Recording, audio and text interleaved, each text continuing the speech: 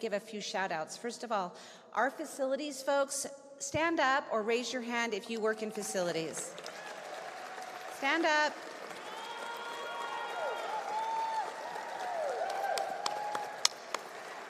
So these guys were here late last night and early this morning making everything. They had to get in here late Saturday to make things work for the LAC. The grounds are beautiful. The flowers are beautiful.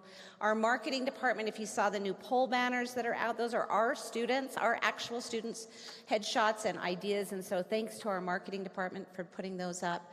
It's just a beautiful sight to walk across campus and see all these little things, right, that add up to energy and commitment and hopefully a sense of community for our students. I also want to just do a quick shout out. As I was walking over here, I noticed that a lot of folks seem to be branded.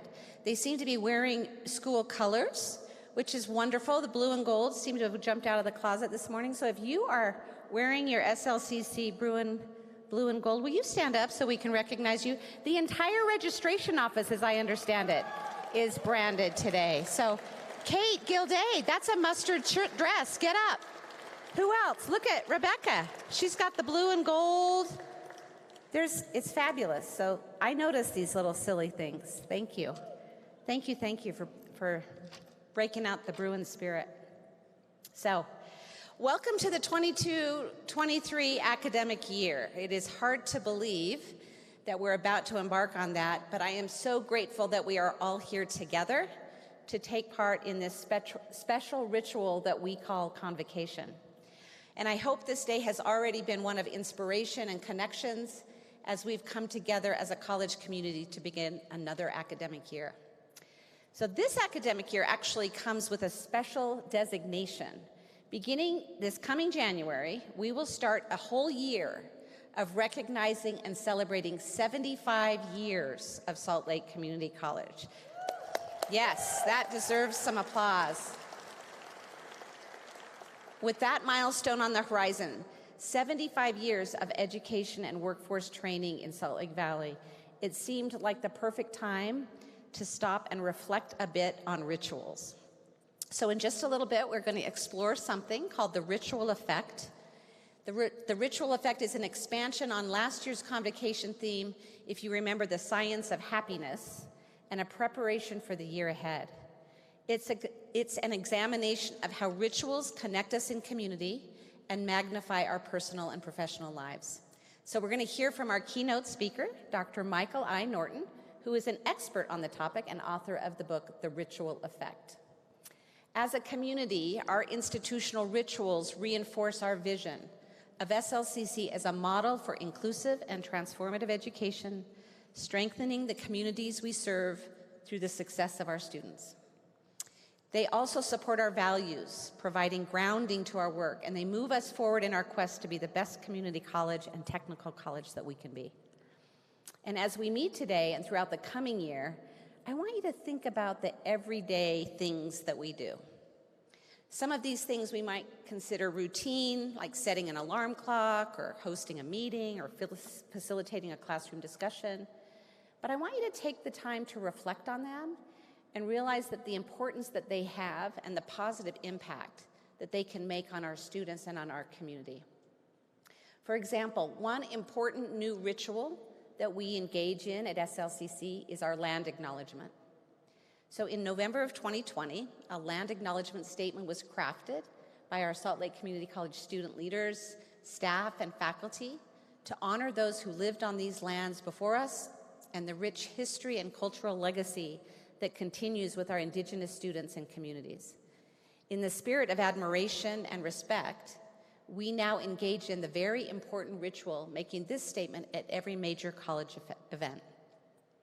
Salt Lake Community College is located on the Native American shared territory of the Goshute, Navajo, Paiute, Shoshone, and Ute people.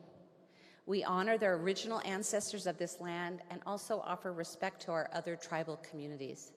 We acknowledge this history to cultivate respect for and advocate with our Indigenous students and communities still connected to this land. I appreciate our land acknowledgement ritual and how it encourages us to reflect on past wrongs and open opportunities for deeper understanding and reconciliation. So let's turn to another important ritual, and that is hearing from our SLCC Poet Laureate, Dr. Deidre Tyler.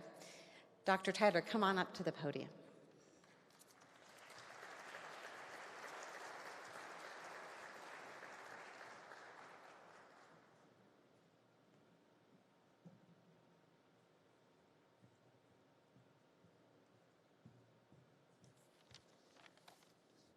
Ritual of the alarm.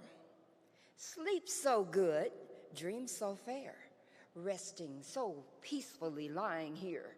Couldn't bring me to say, time to get up and away. So I used my faithful friend, but regretted it in the end. Are you familiar with the ritual of setting the clock to start the day? Have you ever heard the sounding of the dawning of the morning? What about the snooze to stay? Dreading the start of the day. 5 minutes of snooze, I said, crawling sleepily out of the bed, stretching legs oh so slow, sleep beckoning me to stay, time beckoning me to go, jumping in the shower fast, dressing quickly on the go, time screaming back at me, packing lunch quick and fast. Something stole the time away, 15 minutes of my day. 'Twas the great procrastinator, setting the snooze deceive me, proved to be no friend of mine, resting peacefully, lying there, couldn't bring me to say, time to get up and away. I used my faithful friend, procrastinator stole from me, 15 minutes of my day. Snooze, you made me late, 15 minutes, give or take. Thank you.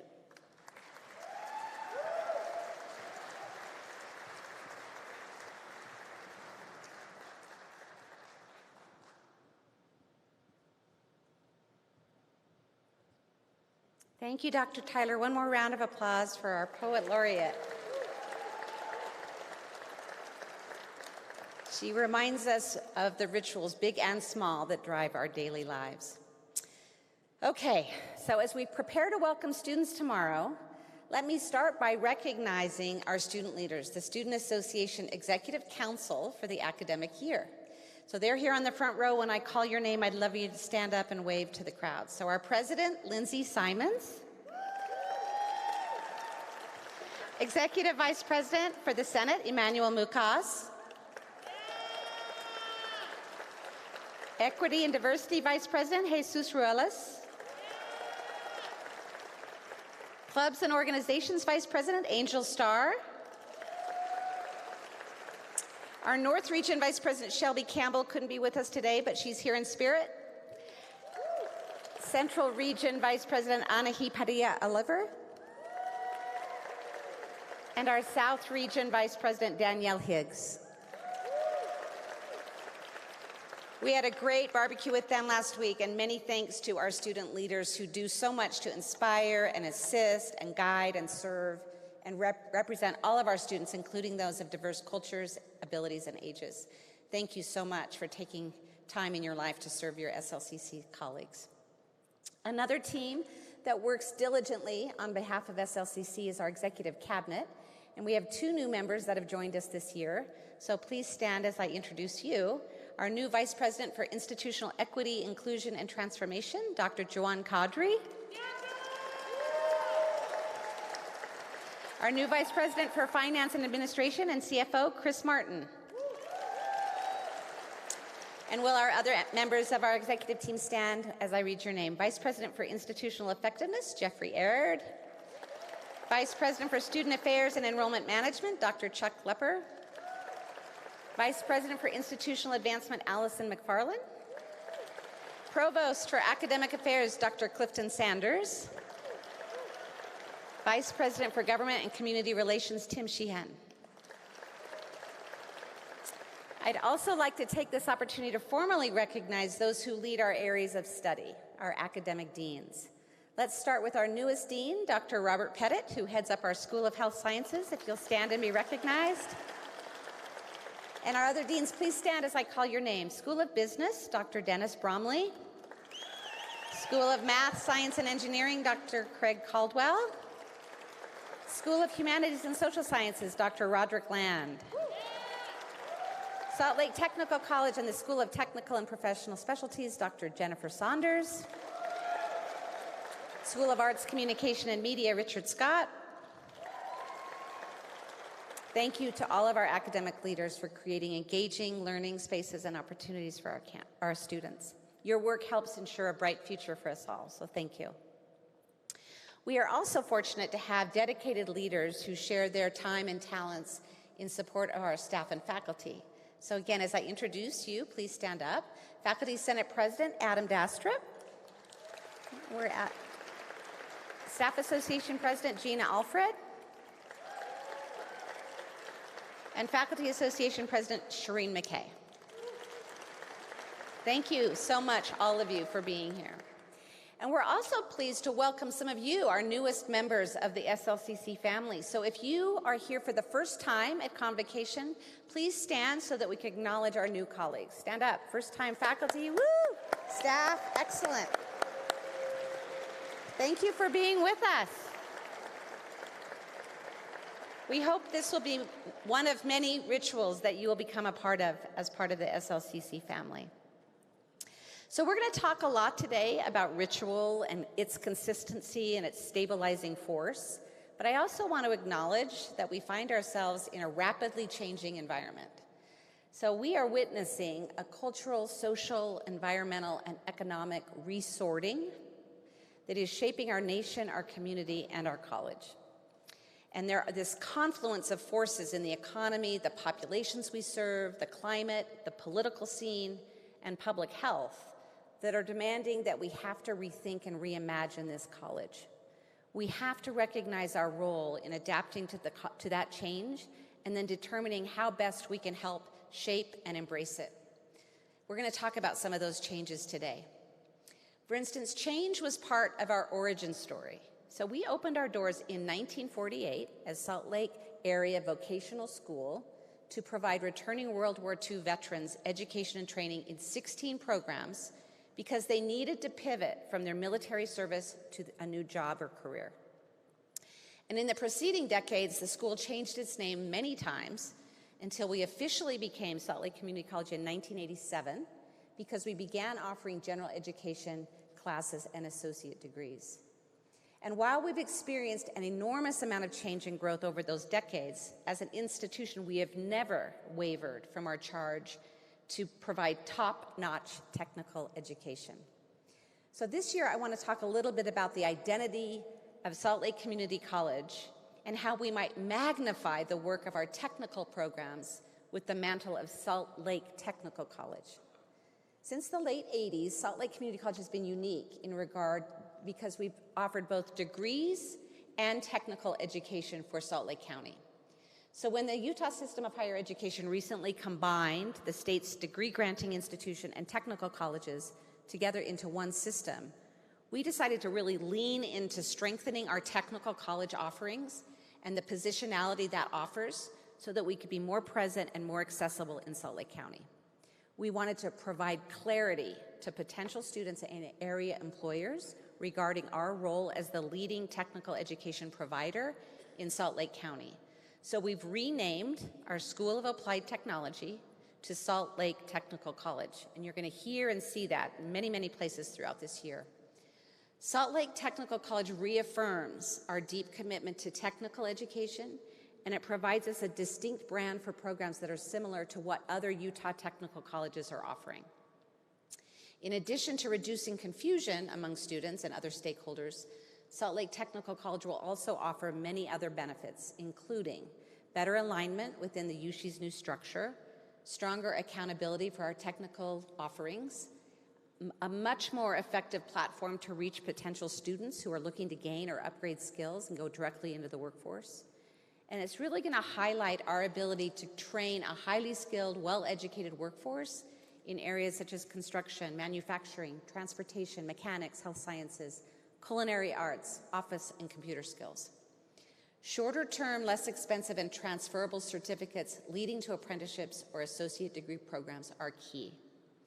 So this approach, coupled with all the work that we do in our workforce and economic development area, will clearly position the college to prepare students for the workforce and launch vibrant and rewarding careers. At the same time, the college continues to meet the needs of Utah employers and bolster the local economy. So it's a win-win, and we're excited to rebrand and re-amplify Salt Lake Technical College. The lingering impact of the pandemic has unfortunately produced worker and product shortages worldwide and increased the demand for goods, resulting in a rapid rise in the cost of living. How many of you gulp at the grocery store recently? Yes, the heads are nodding. In these circumstances, education is more important than ever. As such, SLCC remains committed to providing affordable, high-quality education to anybody who wants it. We know our students are deeply and negatively impacted by the current economy. And in this environment, we continue to be mindful of our tuition rates and keep our fees and tuition as low as possible. We offer so much financial aid, including SLCC Promise that helps eligible students pay for tuition. We do all we can to educate students on how to apply and receive aid, as well as keep them informed on scholarships and other financial programs that they may have access to. But we also know that tuition is just one of many costs that students face when they attend college. So we're going to continue to provide as much access as possible. You know, we've provided more and more wraparound services and support, including textbook savings with our Open Education Resources initiative. We have basic needs support through our child care service on campus and through vouchers. And we have very great and strong brew-in pantries for those that may be facing food scarcity. I'm sad to say that visits to our brew-in pantry have increased substantially this summer as we realize that food insecurity is affecting our students even more. We are also paying careful attention, with a shout out to Ella Aho and the team in Career Services, to build more opportunities for students to work on campus. So we are working hard to expand the campus internship program and strengthen the use of federal work study and increase overall on-campus employment for students. We know that most of our students need to work, so let's have them work on campus. It helps them network, it helps them negotiate time to study, it keeps them close to a really supportive community, which will help them succeed. We also know that 52% of our non-returning students said that mental health was a factor in their decision not to return. That's up from 42% the year earlier. And nearly 30% said it was a major factor in their decision not to return. We know that even those who did return can be suffering, so we have bolstered mental health support for our students through our Center for Health and Counseling. We continue to provide as many supports as we can for our students. As a community, we also value our employees, and as we emerge from the pandemic and open up spaces more safely, we are also rethinking decisions that affect our workplace culture. We have heard and understand that flexibility is important to our employees, and that even though we love being in person, and we know that that's critical for serving students and building strong, trusted relationships, we know we have to balance the needs of in-person with flexibility and hybrid work. So recognizing that hybrid arrangements don't work for all positions or employees, we're asking supervisors to be really intentional about hybrid schedules and creating time for eligible employees to be in the office working together, creating synergy, and still have some time to work from home. Eligible employees will be able to work from home for up to 2 days per week, and supervisors will be asked to set and share expectations for hybrid work as it applies to the department and divisions within the college. So you can expect even better and greater detail from our People, Workplace, and Culture department as we roll that out in the coming weeks, hopefully to help supervisors map out all of those arrangements. So we've talked about students, we've talked about the economy. Besides inflation, we've also, as you know, US and worldwide, continue to experience political strife, most recently Russia's invasion of Ukraine.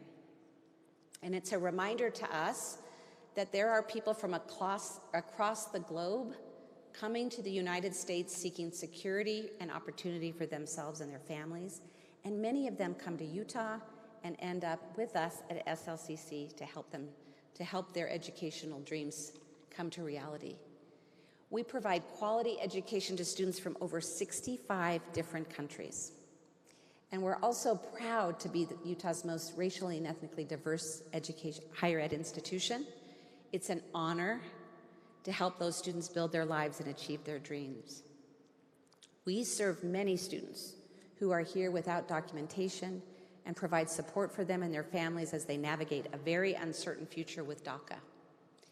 And we're committed to providing financial assistance, legal referrals, and supportive, open, safe spaces for those students and their families.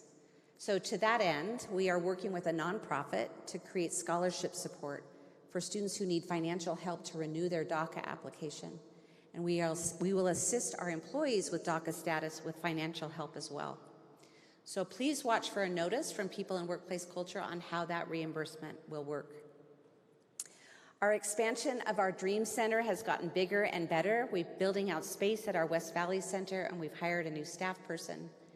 And we will always try to be a source of hope and inspiration and reaffirm our commitment to being a safe place for everyone, regardless of socioeconomic status, nationality, disability, religious affiliation, race, ethnicity, sexual orientation, or gender identity. That matters to us at SLCC, and we all need to embrace it.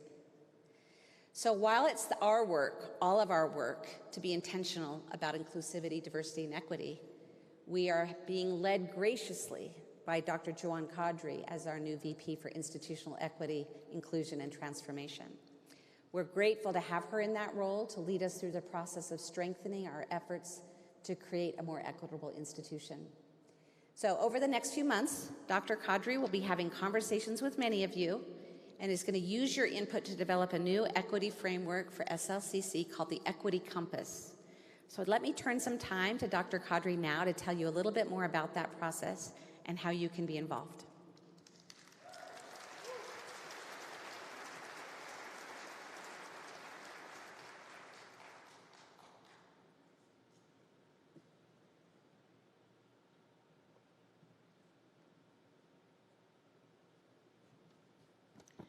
Good afternoon.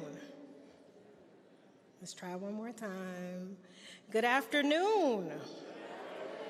Yay. I want to spend some time talking to you about what's happening at the college right now with equity and inclusion, and part of that is the SLCC Equity Compass. That's what we're calling it right now. I want to give you a little bit of background related to that compass and how it came to be. For those of you that like to know the history, I'm one of those people. If you tell me about something, I want to know some background information about that. This compass was driven by the Board of Trustees coming to us as cabinet. Actually, I wasn't on cabinet yet. They came to cabinet to ask them to support their efforts to guide our college so that they could be more accountable and we could be more accountable. They also asked for some help with thinking about how, as a board, they could become more diverse. Within that time, Jeff Aird was stewarding this process by going out to look for some tools that could be used by the college to think about equity, inclusion, and diversity. And in that process, he found the Equity Lens framework, which was designed and adapted by the Utah System of Higher Education. They have an equity lens that they created and adapted for the state to use for all of the higher ed institutions to be able to use to think about equity, diversity, and inclusion. During that adaptation process, I was hired. And so part of me coming in, I brought it back to our team, and we sat down and tried to think about, how could we name this? How could we make this SLCC? And in that conversation, Alonzo came up with Compass. He had been doing some research, and Compass just seemed like the best tool, the best idea. And if you think about a compass doesn't tell you how to get there. But a compass will let you know when you're on track and when you're off track.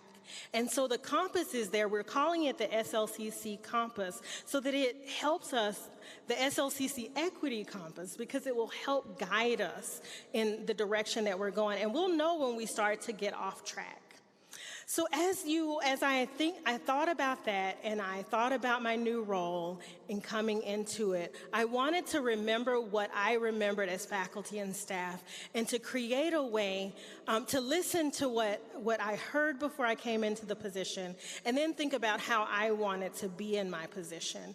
And there are some things that I thought about within that process. Some of what I heard and felt was that I wanted to make sure that you had a voice, that we weren't creating something that you weren't a part of. And so this is the introduction of this to invite you into participating with that.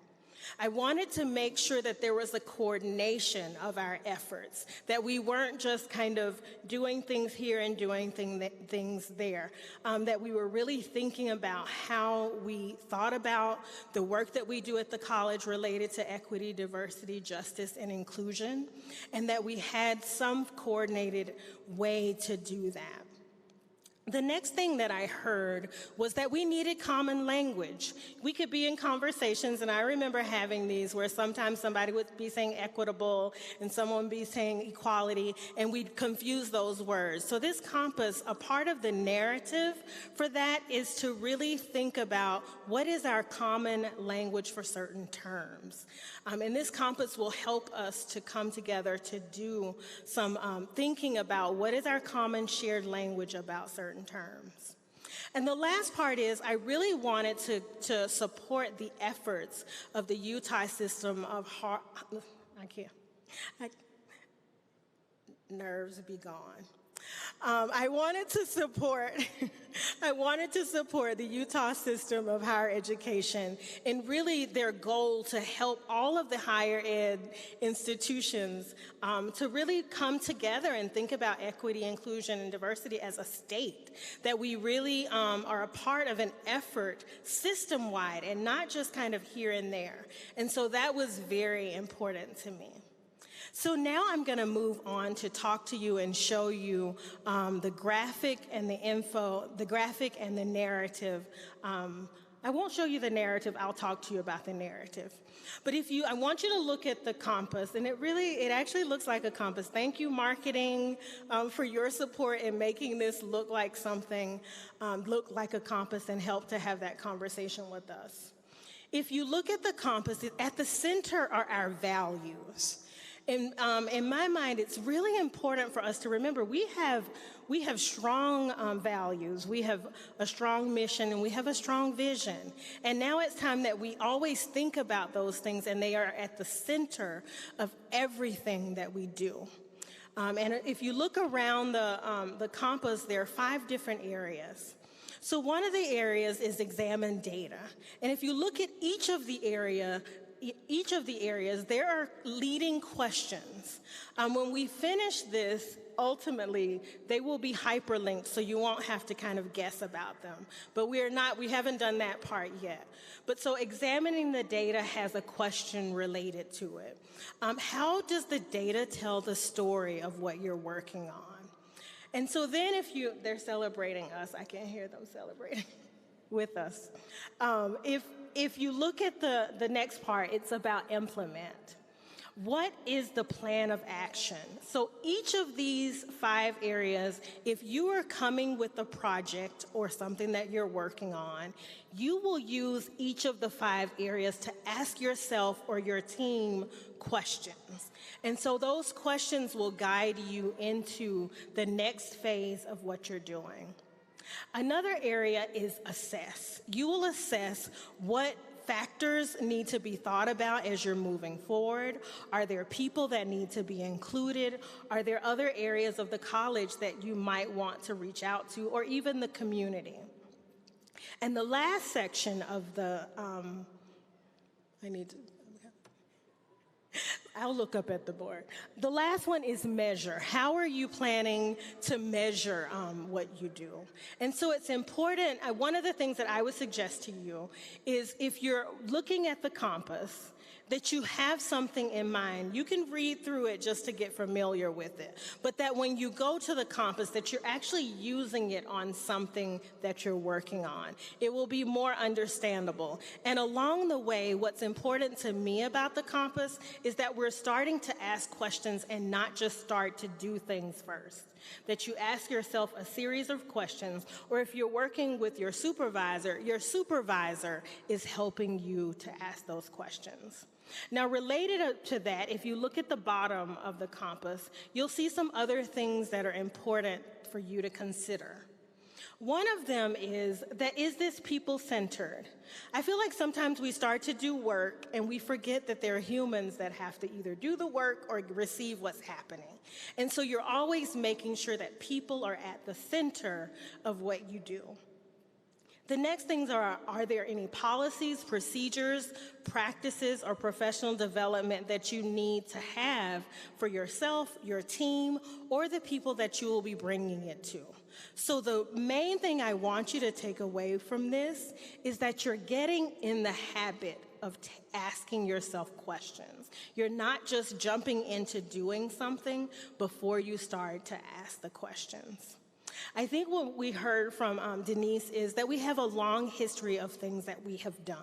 When I listened to Denise and I listened to Clifton, and there are some other people that have been here a long time, we have done a lot. There are things that have changed. There are things that haven't changed. It's not that this is something new. We are now taking a bigger stand as an institution that we will systematically do the things that we do. And so it's important for me that you get to help. And so I'm going to move into the next part of this, which is to ask you for your help. It's important to me that your voice is heard in this process. And we have a few different ways for that to happen. I will be working with professional development to set up some some informational sessions so that you can come and give me feedback about, either ask me questions about the compass or bring something for us to work through to learn how to use the compass. The other part that's already live is actually on the website. If you go to our division's homepage and you look at the bottom, there is something, it's actually not on the screen. There's a section that talks about the compass. And so you can click on that and it opens up the infographic. It's showing you what will be there, but there is a link in the yellow in the part on the side that you can click onto and use that to start to give information. I wanted to have a digital format for you to be able to give feedback just in case you can't come to a session. I wanted to make sure it was accessible to everyone so that we can start to give feedback. There's something I do need to explain that I didn't say earlier. We will be doing this process for the next year. And so we're not just jumping into it and doing it. This will be a back and forth throughout the year. And so by fall 2023, we will have our first equity compass. And so I want us to be able to use it, to think about it, and to have it guide what we do at the college. I shared with Denise as I was preparing this morning, and you all are getting to see some of the jitters. I have some of my own kind of ritual practices in my life, and during that practice, a song came to me. So I'm gonna sing just a little bit of a song that I hope will help guide us. I come from the South, and so a tradition of marching and liberation and songs go with that. And so I'm going to sing just a little bit of it for you and hope that it will help you to understand. And I feel like this is the vision of what we've been talking about and where we're going. I'm on my way to Freedom Land. I'm on my way to Freedom Land. I'm on my way to Freedom Land. I'm on my way, oh yes, to Freedom Land. We're on our way to Freedom Land. We're on our way to Freedom Land. We're on our way to Freedom Land. We're on our way, oh yes, to Freedom Land. I asked my college to come go with me. I asked my college, come go with me. I asked my college, come go with me. We're on our way, oh yes, to freedom land.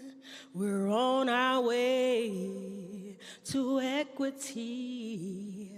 We're on our way to inclusion.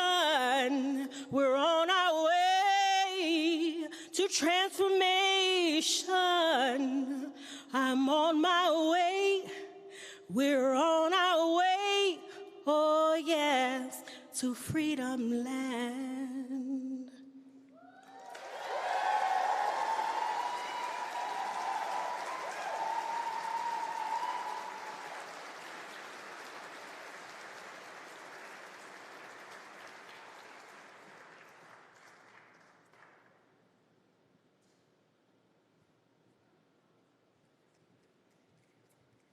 Holy cats. How do you follow that? Give it up for Dr. Juan Kadri.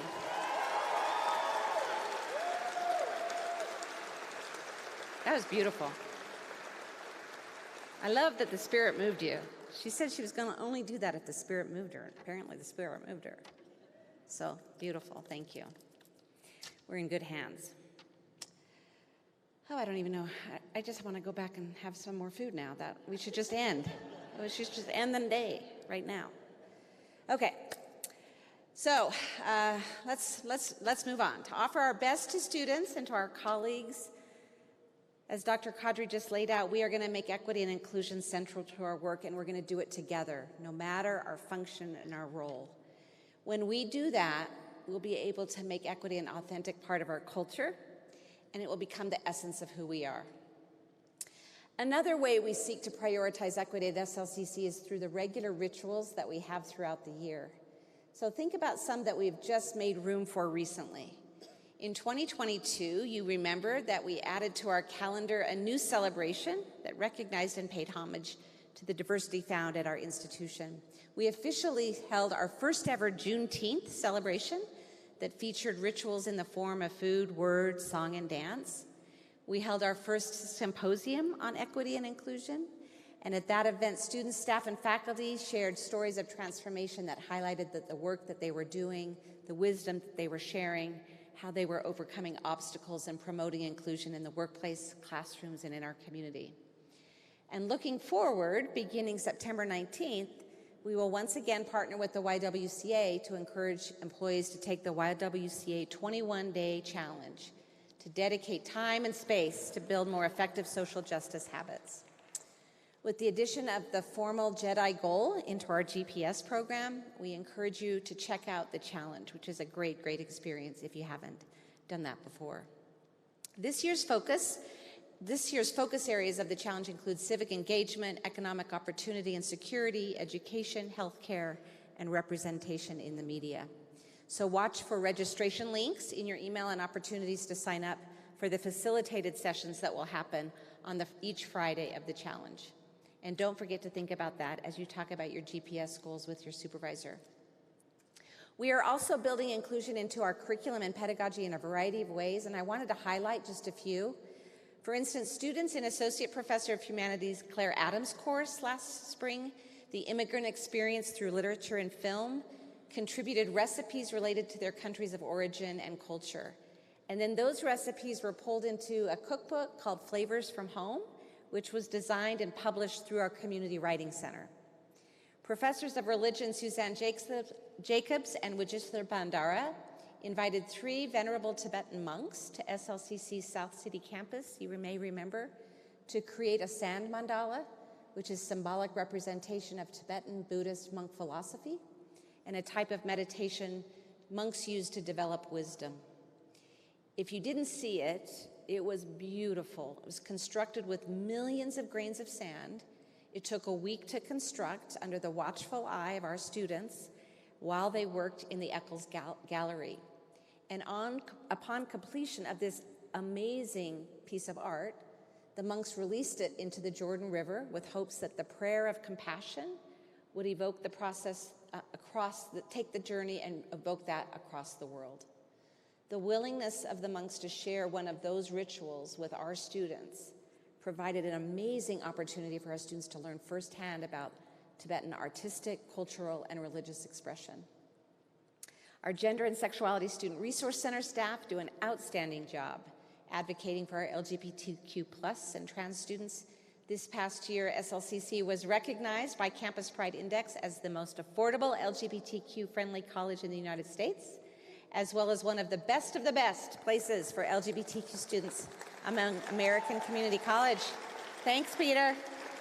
Thanks to your team. Those physical spaces offered on our campuses play a role in creating a more equitable and safe community. It's welcoming a sense of belonging to all. Another place I want to highlight, if you haven't seen it, is the new Peace and Justice Garden at South City.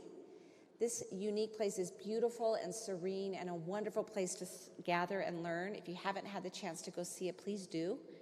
The space includes a Respectus stone, peace poles, plaques representing the 8 indigenous tribes of Utah, flags of the home countries of our students, and a beautiful new, inspiring, and thought-provoking mural created by 3 SLCC alumni artists and the Roots Collective.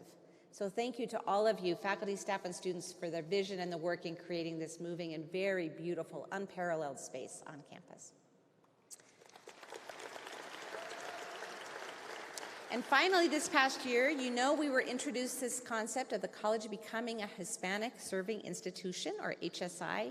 We are technically an emerging HSI right now, given the percentage of Latinx and Hispanic students that we serve. Since 2011, our Hispanic student population has grown significantly, even during times that the total enrollment was going down. And today, 23% of our students identify as Hispanic, and to become an HSI, our student population must be 25% Latinx or Hispanic. So we know we're going to hit that benchmark soon. So we have to take the time now to determine how best to meet their needs as a college. Being an HSI, for those of you that were at SLCC 360, realize that it's more than just a designation or a strategy. It actually has to be part of our culture. It requires a shift in our understanding and our perceptions and our behaviors. And at SLCC, I was so pleased at how much we all learned together about SLCC's new status as an emerging HSI. We detailed our plans to becoming a full HSI, including the work that the collaborative work team has been already doing and will do this next year. So the CWT last year implemented an HSI roadshow that helped build awareness across campus. They created a qualitative study to discover more about the lived experiences of our Latinx and Hispanic students.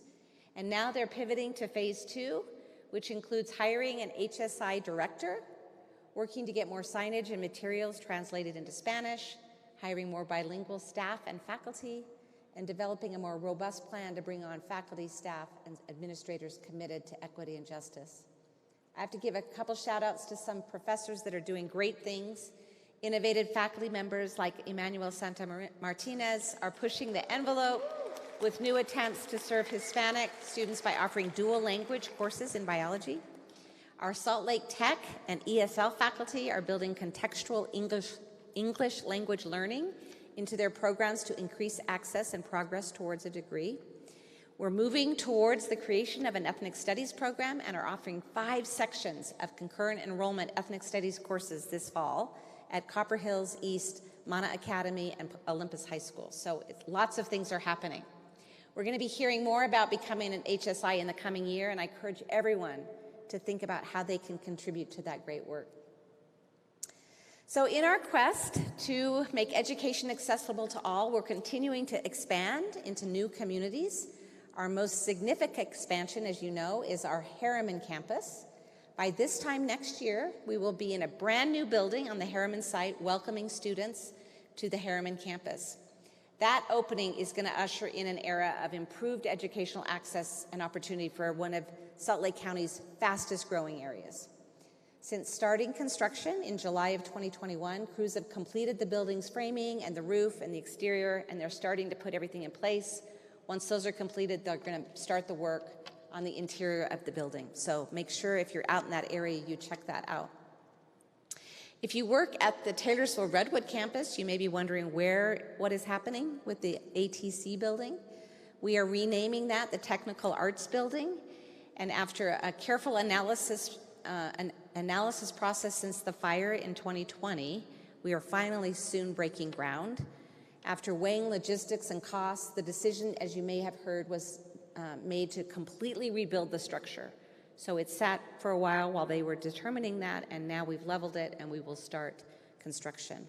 Hopefully, barring any delays due to supply shortages, which we know are real, we expect the building to open in the spring or summer of 2024. So that's exciting news for those of you that work here at Taylorsville Redwood. And this past year, we opened a new childcare facility at the South City campus. If you've not been there, you know that we renovated the former LDS Institute building and allowed for an expanded footprint. So now we can accept children ranging in age from infancy to 12. If you've ever been at South City campus, they put all those little kiddos in a little cart and they push them through the halls. It's fabulous. It's a great little break if you need something to brighten your day. We are very hopeful that our student parents and employees will find that upgraded center a great resource, and we're so grateful for facilities and our childcare staff and all the folks that have really helped make that happen. In addition to our physical growth, during this past year, SLCC experienced a great deal of academic success and achievement. For instance, our culinary arts and hospitality management were named one of the top 20 programs in the country. Shout out to Chef Coker and his team. Newsweek magazine recognized SLCC as one of the country's best online learning schools, and our Veterans Business Resource Center at the Mill was invited to participate in Syracuse University's STRIVE program, which is very difficult to get admitted to and offers veterans and active duty reserve guards and their spouses an opportunity at no cost to take an early stage business idea through a very rigorous 10-week program. So it's a great honor to be part of that. Our first SLCC Honors Program students received their associate degrees last spring. One of our students was accepted into Princeton and began studies there this fall from our honors program. So great work there. And our business students from SLCC's Phi Beta Lambda chapter competed at the national competition. 13 students finished in the top 10 in several categories, one student receiving a first place prize nationally. That's a competition that involves colleges and universities from across the nation, not just community college. Our SLCC faculty member, Darren Jensen, is the editor of the Teaching English in Two-Year College Journal.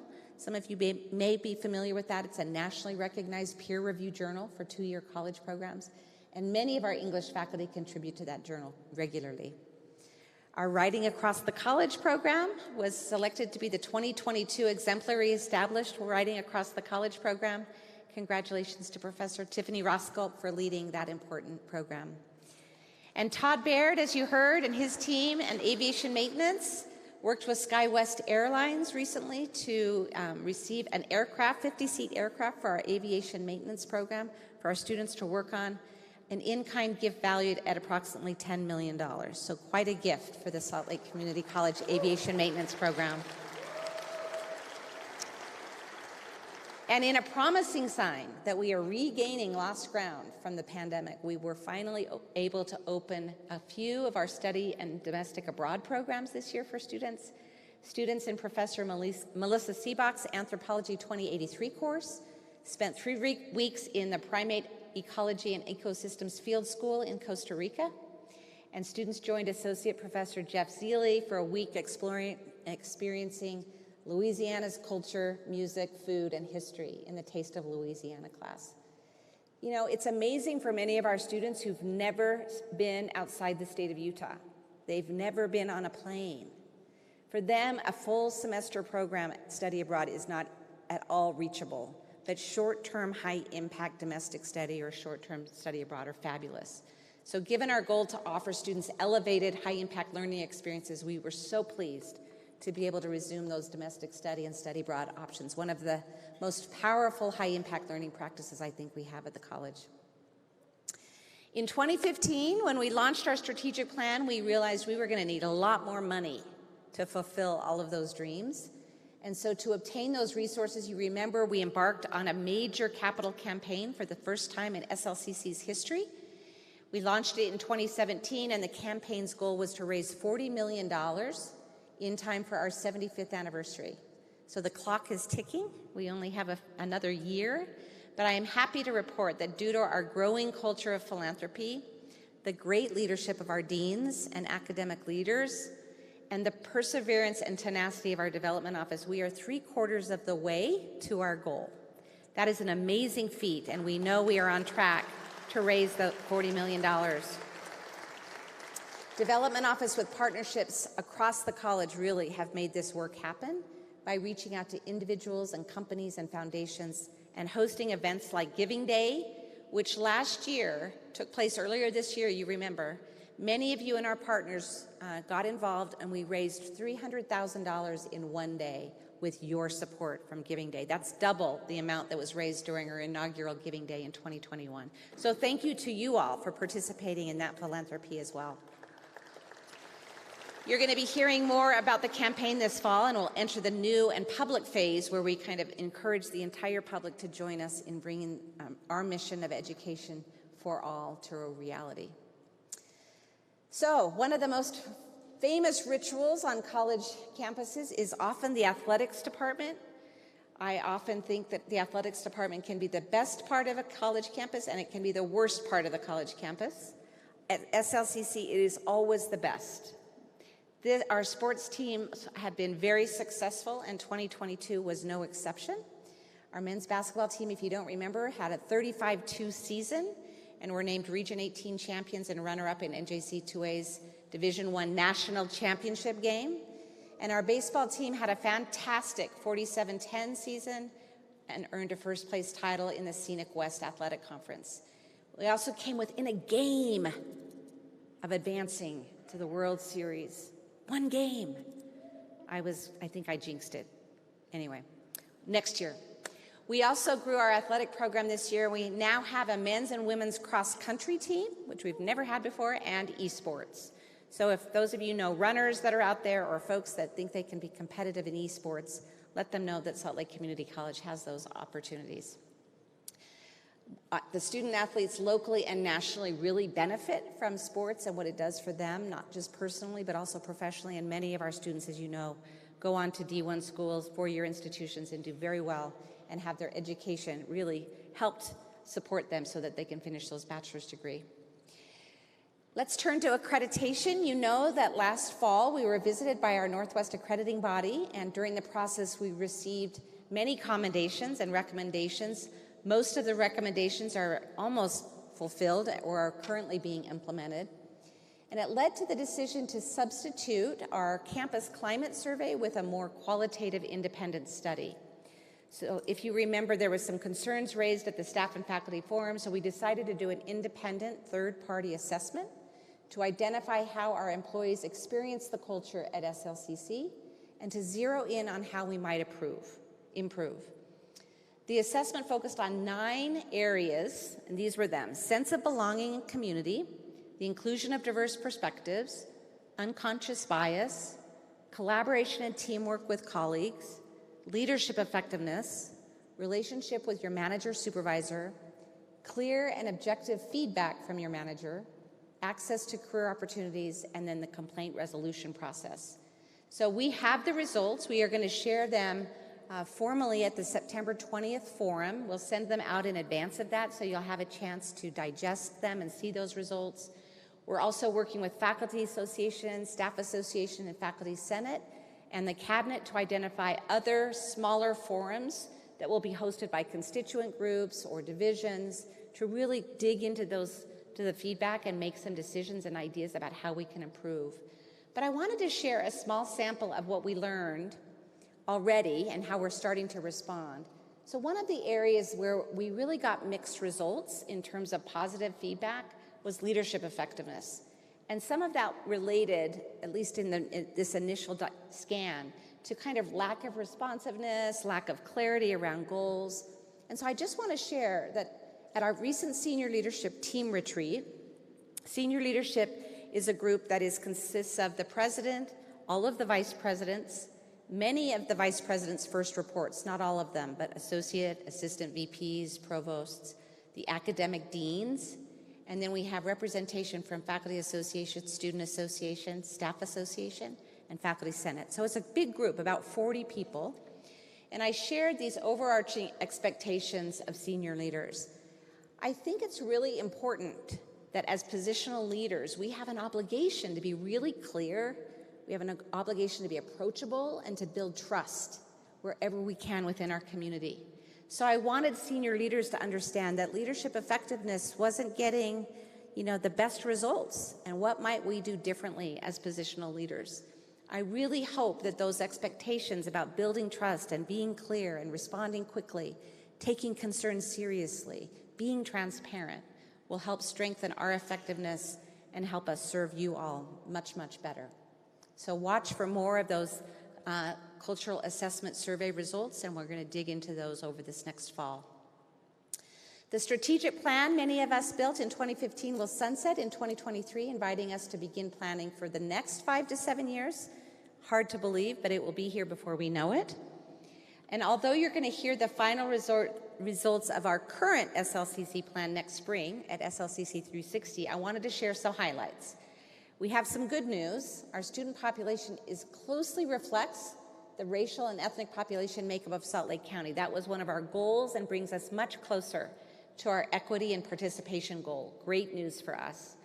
Our Pathways academic model is underway, encouraging students to be much more intentional and hopefully strengthening completion. We're seeing completion bump up, and we're starting to believe that the Pathways initiative, the intentionality, the areas of study, the sense of community, the integrated learning is working on completion.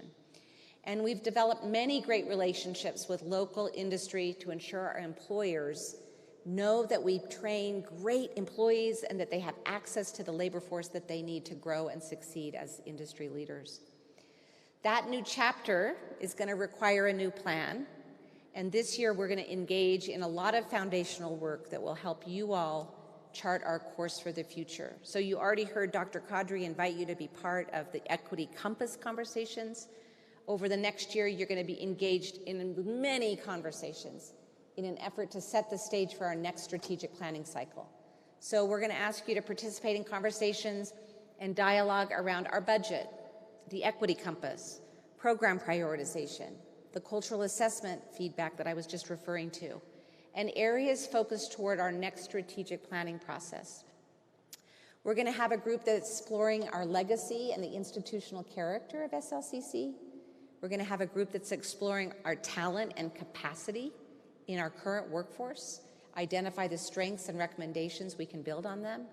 We're going to have another group that's looking at big national trends that community colleges and higher ed must pay attention to. And finally, we're going to have a team that really delves into the details of how can we differentiate and compete better and stronger in our student market. You all know that we have declining enrollments. We know students are choosing not to come to college, and we need to shift that trajectory. So this next year is going to be a year of conversation, a year of input, and we really look forward to you all participating.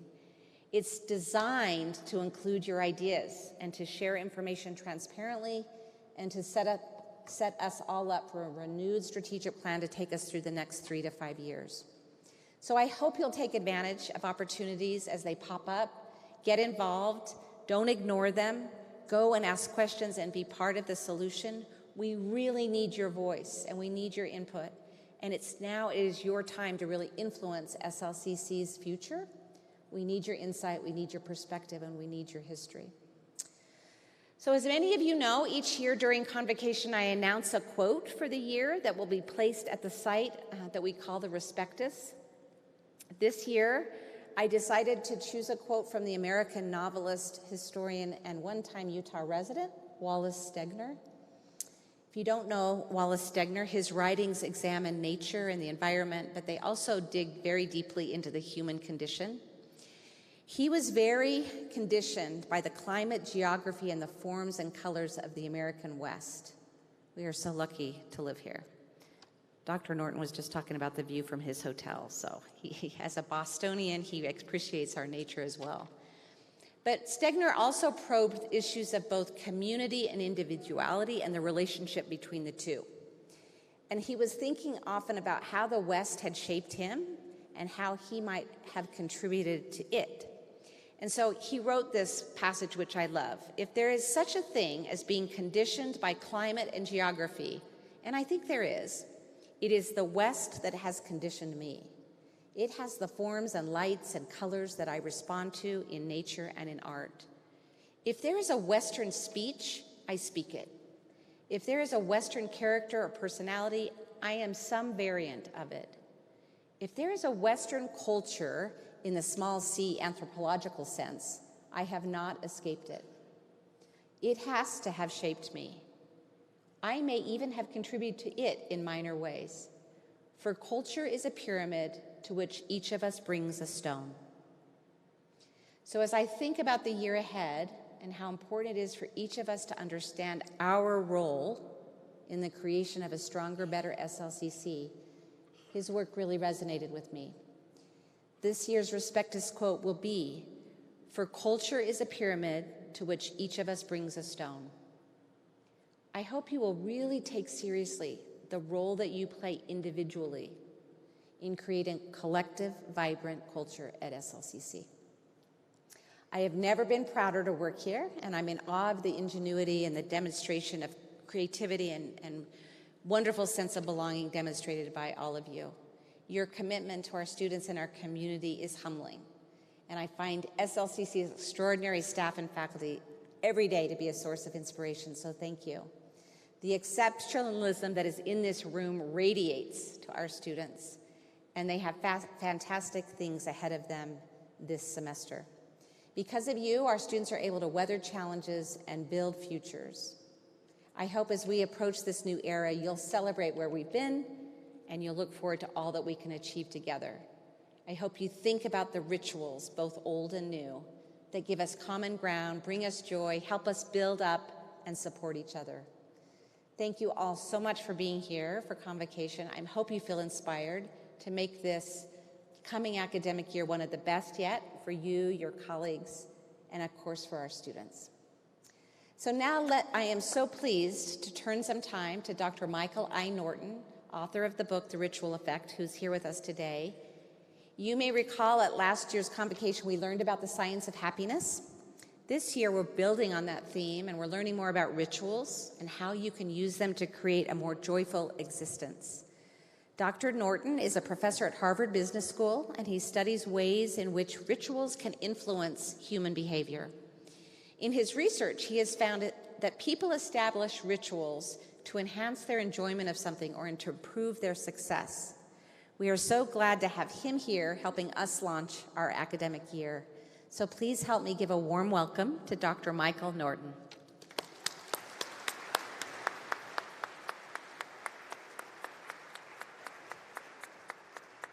Thank you so much. Thank you so much. It is so great to be here in an extremely large room. I was terrified that I was going to have to go on right after the song, which would have been not good at all. I am going to talk about rituals for a little bit today, but before I start talking, can I ask everybody to stand up? It's that time of the afternoon anyway. It would be funny if I said, now just sit down, but that's not what I'm going to do. I'm going to show you on the next slide, when I click this little button, a series of behaviors, and I'd like you to try them out in the order that they're there. Are you ready? Okay.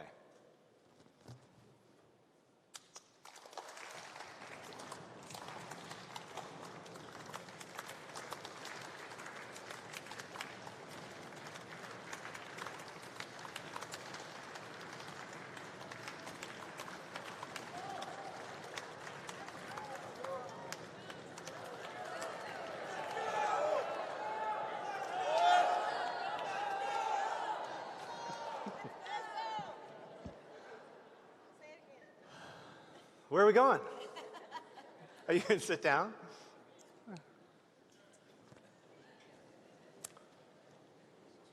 I sometimes have the feeling when groups do that, that if I ran out of the room, that everyone would run with me. Like, let's go, we're ready. It's a funny thing that when groups do that, one of the things I typically see is you start to sync up with the people around you. So it's hard to hear them if you're there, but you look around you and start to do it at kind of the same time. The other thing that happens is everybody speeds up. So at first the clapping is slow, and then when you get the hang of it, you think, let's go even faster, let's start stomping faster. And then at the end, you feel something, like some feeling after you shout, let's go for the last time. And of course, this is not a historical ritual. It's just something that I made up myself, just because I thought it was fun. But the reason that I start with it is because you can see that when you did that, something happened to you. Maybe it was funny, maybe it was interesting, maybe you made eye contact with the people around you, maybe you thought, who is this insane man who's asking us to do this crazy thing? But they actually affect us when we engage in rituals. Even when we're a little skeptical of them, which I know many people are, they do something to us, and they do different things in different domains of our lives. So what I was so interested in studying is, and I'll show you across so many domains of our lives, we tend to use rituals for all kinds of tasks and problems that we face. And it's because they actually do something for us. They very often give us what it is that we're looking for. Could be a sense of community in a room when we do a ritual together. This entire day is a ritual that's bringing the community together in a way that doesn't happen unless you do these sorts of activities. Before I show you all the places that we do rituals, though, the first question, of course, is like, what even is a ritual? And it's a little bit of a slippery concept because it could be all sorts of different things, and you'll see that it is. But I want you to think about it just a little bit in this way, and I'm going to need you to raise your hand. So in the morning or in the evening, whenever you do your little routine, you could either brush your teeth and then take a shower, or you could take a shower and then brush your teeth. Raise your hand if you're a brush teeth and then take shower person. And now raise your hand if you're a take shower and then brush teeth person. It's almost always 50-50, 40-60 in the world that half of people are the one way and half of people are the other way, which is interesting in and of itself. But now I want you to do another thing, which is I can't make you do it right now because you'd have to go home. But imagine in your head flipping the order. In other words, imagine tomorrow morning I said, hey, if you're a brush and then shower person, do it the other way around. Shower and then brush. And same thing, if you're the other way, flip it around in your mind. And actually really think about how you'd feel when you were doing it in the other order. Many of you say, I couldn't care less, that's completely fine. Many of you felt a little something. I saw some of you kind of move a little bit in an uncomfortable way, like, I don't want to do that. And if I ask you why, you don't really know. It just feels a little bit off. It feels like if you did it that way, your day would be a little weirder and you wouldn't be quite ready to go. If you're the kind of person who, if I say switch those around, and you say, sure, no problem, that's like more of a habit for you. It's kind of, they're tasks that you need to do in order to go out the door in the morning, but there isn't anything extra to it. There's not like an emotional tag to it that matters to you. But if you had any twinge of, I don't want to do it that other way, or if you were one way and then the person next to you raised their hand for the other way and you thought, what's wrong with you? You're doing it the wrong way. Which, by the way, in couples happens all the time, and people get very angry with each other. It's a separate conversation. Then it's more of a ritual for you. It's not a ritual like a convocation is a ritual, obviously. It's very different. But the idea is that you want to do the same thing at the same time, in the same order, every day, and that when you do it that way, it makes you feel a little something different. And if you can't do it that way, it makes you feel not as good. Clapping hands and stomping is a kind of ritual that does something to us. And then even these little morning rituals or evening rituals, if you're that, do something to us as well. It can be good, get us ready for the day. It can be bad. Our kids interrupt us and we can't do it the way we want, and then we feel a little bit off all day. But the psychology of ritual is really very profound, that in ways little and large, they affect how we think and how we feel. And as I'll show you, they can also affect our behavior. I started studying rituals, actually, because I was reading, I'm a nerd, if you're not aware already. I was reading this book on the Civil War by the then president of Harvard, Drew Gilpin Faust. And she really was focused on the American South and the rate of death in the American South was just profound in the Civil War, such that most women lost several close family members, husbands, brothers, uncles, fathers, really just a profound sense of grief. And the question was, what did people do in response to that new kind of grief? We've always experienced grief. Of course, people we love leave us. But what do we do when it's so common and so everybody we know is affected by this? And one of the things that she found that people did was they created new rituals. They could have done anything. You could do anything you want in the face of loss. But the culture somehow came together and said, let's do new rituals. And the rituals that they came up with were, they'll sound familiar, were based on the color of clothing. It had been the case that if you lost someone close to you, you wore black, which for many of you is familiar. I'll show you other cultures have different colors in a moment. And you wore black for a period of time to show that you were in mourning. And then you stopped wearing black and you were out of the mourning period. That was the way before the Civil War.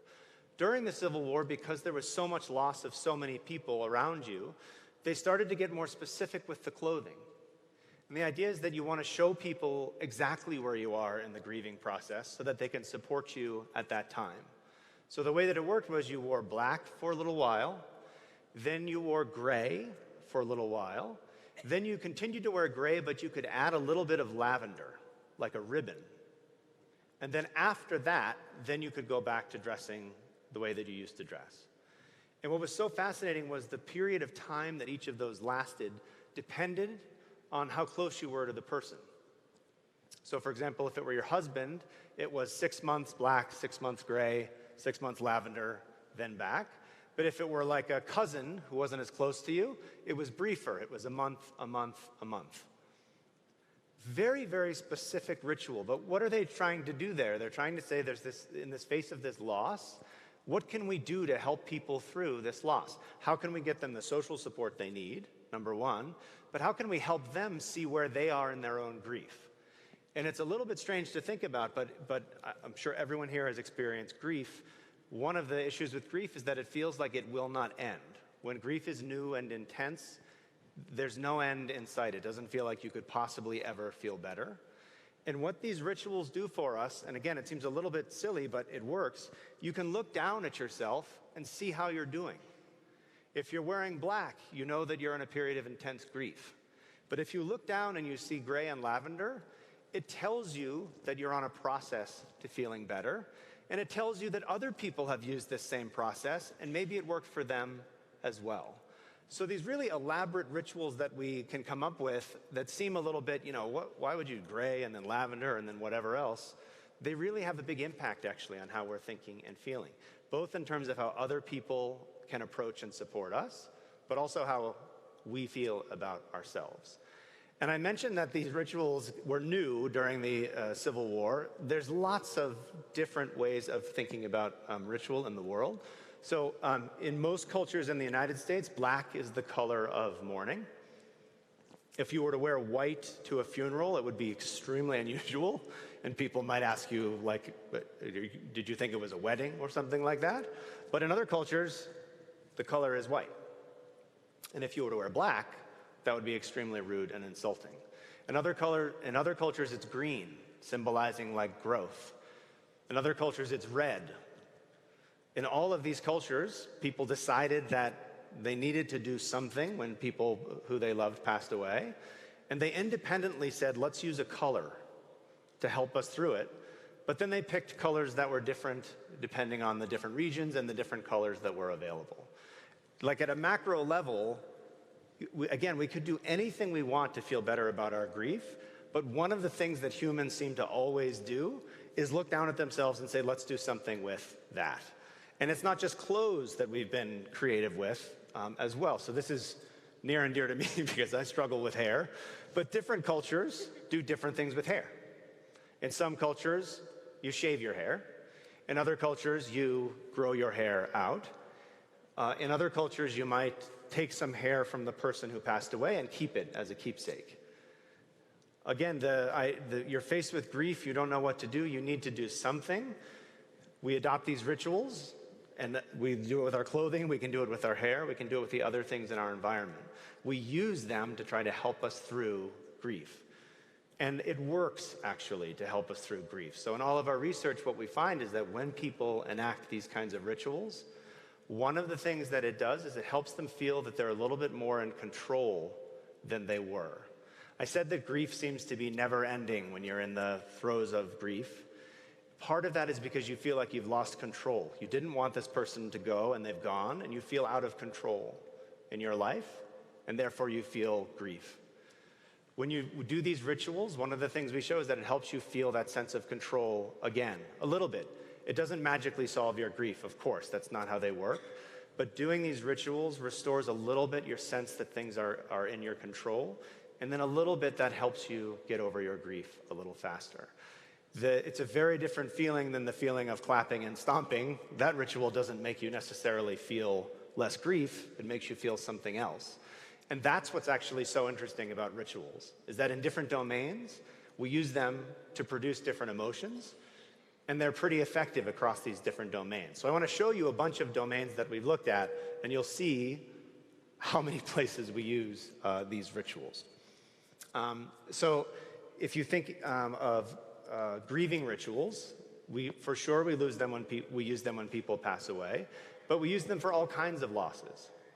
This is someone who, when Lehman Brothers closed down, this is someone who worked there, and they were trying to cope with the grief of this company that they worked for going away. They didn't have this company anymore.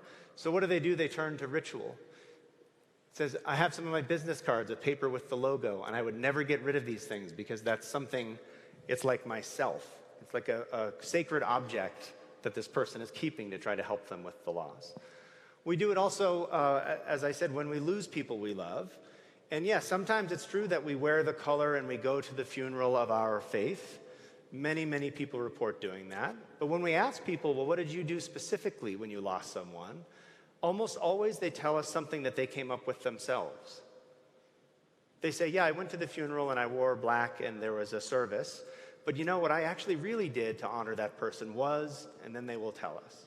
For example, one woman said, I used to play the song by Natalie Cole, I Miss You Like Crazy, and cry every time I heard it and thought of my mom.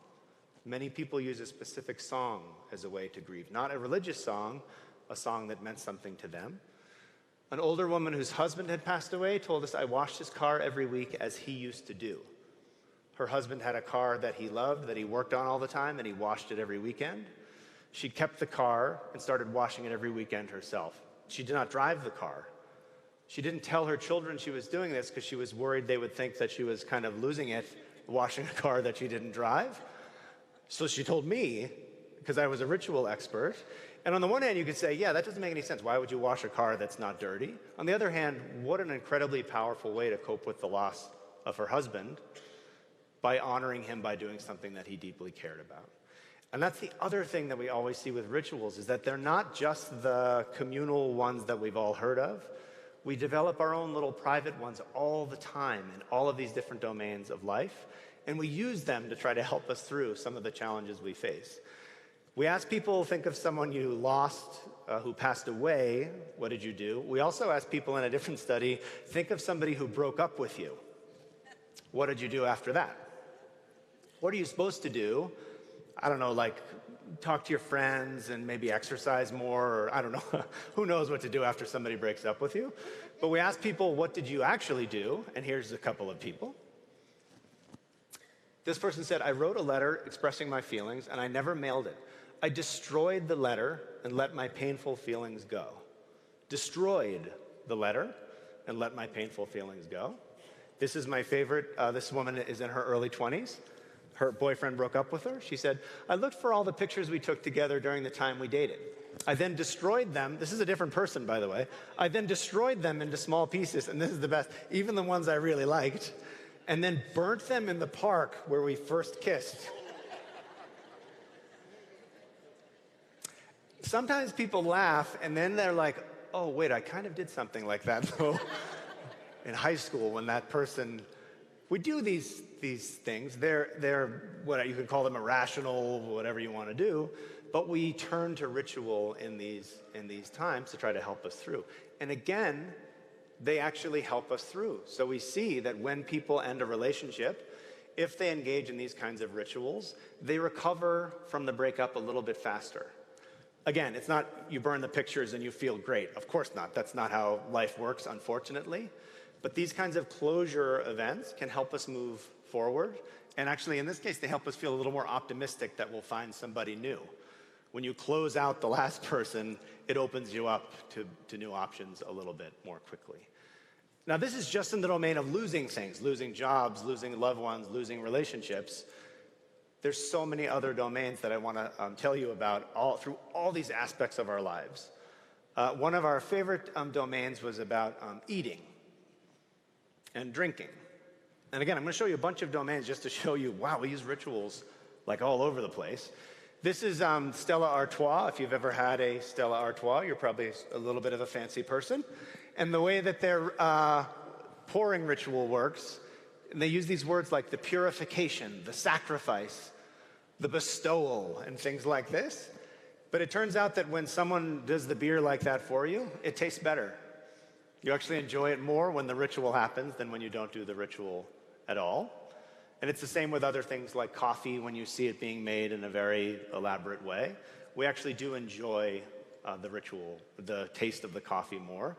But we wondered, it's kind of easy to get people to like coffee and beer because they already maybe like that a little bit if they're in a bar or in a Starbucks. Could we get them to like things that they don't usually like with rituals? That's like a strong test, right? Yeah, I could probably get you to like chocolate more, doing various things with the chocolate. But what about something that's not so exciting to begin with? And what we decided to use was baby carrots. We asked tons of people, what's the most boring food? And carrots, which weirdly, they come up like a lot. There's other boring foods. Potatoes came up as well. Carrots seemed like a good one to use. Could we use rituals to get people to like carrots? That was like the challenge in the research. So what do? We bring people into our lab and we have them do a ritual. We say, make a fist, and by the way, we make these up. Make a fist with your right hand. Using your knuckles, knock on the table twice. Take out the first plastic bag and put it in front of you. Use your right hand and knock twice again. Now take a deep breath and close your eyes for 2 seconds and eat the carrot. And then they do it again. So second plastic bag, right hand, knock, knock, close your eyes. 2 seconds. And then we ask people before they can eat the carrot, how excited are you about it? That's the question. How excited are you about the carrot?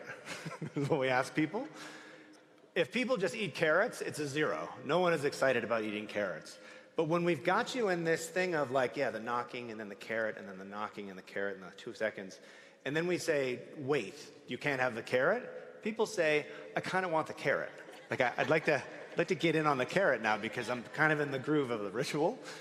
And we find that not only are they more excited about it, but when they actually do it, they like the carrot more.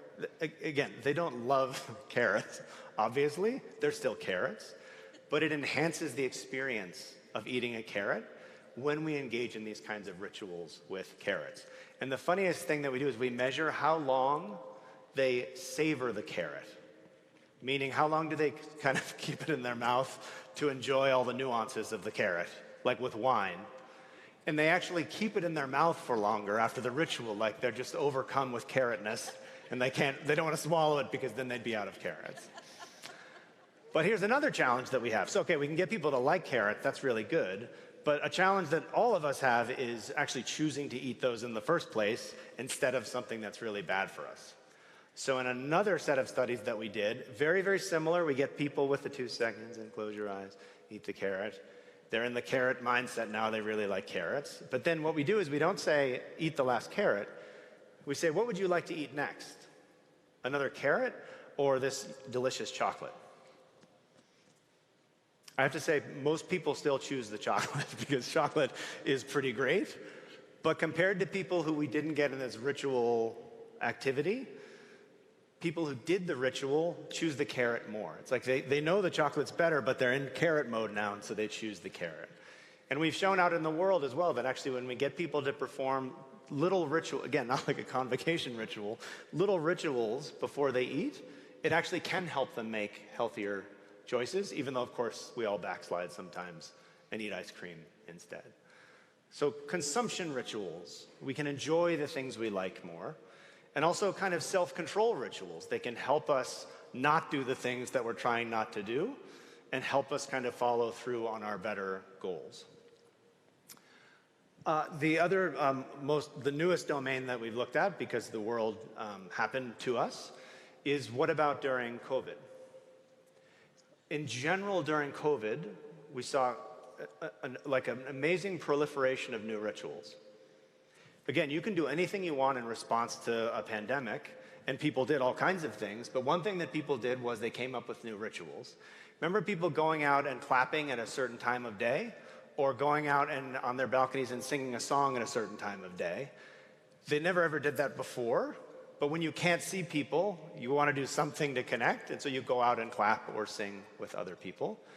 In all of the holidays and weddings that got canceled and postponed, typically people didn't say, well, let's just, we were going to get married. Why don't we just do the paperwork and not worry about the whole ceremony thing? That's not what we do, right? If we can't do the ritual, we don't do the thing. Either we try to adapt it for some online thing to have the ritual, or we just say, let's not even get married. Let's just wait until we can do the thing in person, and then we'll get married then. The only difference is the dress and the stuff like that, but we want it when we're going to get married to someone. We looked at, and by we I mean me and my wife, because we have a 6-year-old daughter who was home during COVID. We looked at, did parents come up with new rituals for their kids? If you are a parent, you practice rituals, especially if a small child, you practice rituals all the time. If you think of the bedtime routine for your child, the number of steps and elaborateness of those routines can be shocking. It's like, well, we do this book, and then we have this stuffed animal, then we sing this song, then I leave, and this person comes in, and they sing this other song, then I come back in, and what we do is we put the blanket like that, and then we leave the room. And people say, I don't do any rituals, and I always say, well, how do you put your kid to bed? So here's the question. What about when kids need to do new things? Can we use rituals to help them do new things? Early in the pandemic, we got guidance about mask wearing, about social distancing, about these behaviors that the CDC said, do these behaviors and they'll help us with the pandemic. Again, if you have children, if you say to a young child, don't go near your friends, not gonna happen. And if you say, can you put a thing on your face all day that you don't like, not gonna happen. So there's this struggle with kids to try to get them into these behaviors. So we asked parents, what'd you do? Bribery was very common, but a lot of parents also went with rituals, and I'll show you a couple. This was a dad who said, my kids are really into the zombie apocalypse. To keep the mask wearing and social distance, we treat it as if they're keeping away from the zombie virus. So they kind of built that, you can imagine it, they kind of built in this weird zombie ritual to help them stay apart from their, in this case, siblings and friends.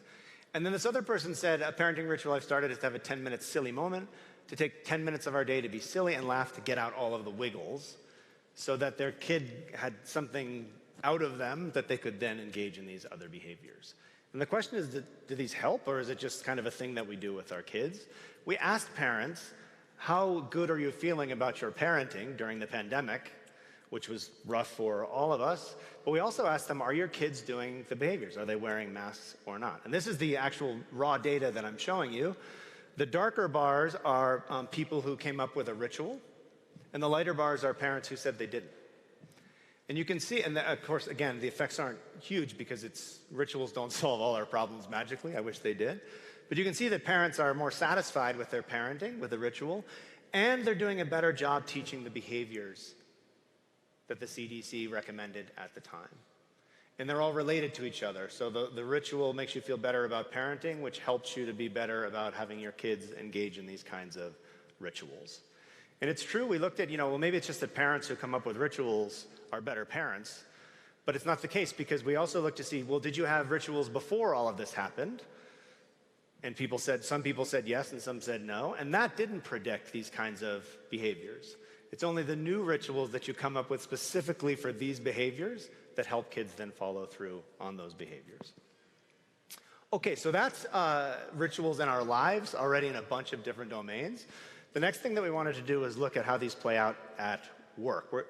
guess we're sort of at work right now and sort of not at work. This is one of those middle days that are in between.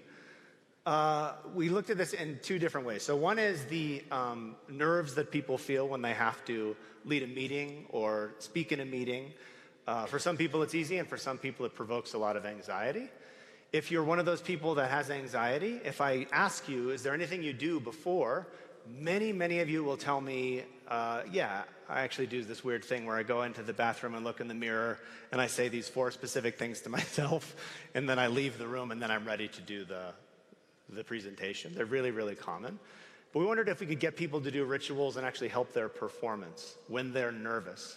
And the way we did this, just because we're, maybe I would say mean, is we made people sing karaoke in front of our entire research team and saw if rituals could help them sing. And the song that we chose for them to sing karaoke in front of a group was Don't Stop Believin' by Journey.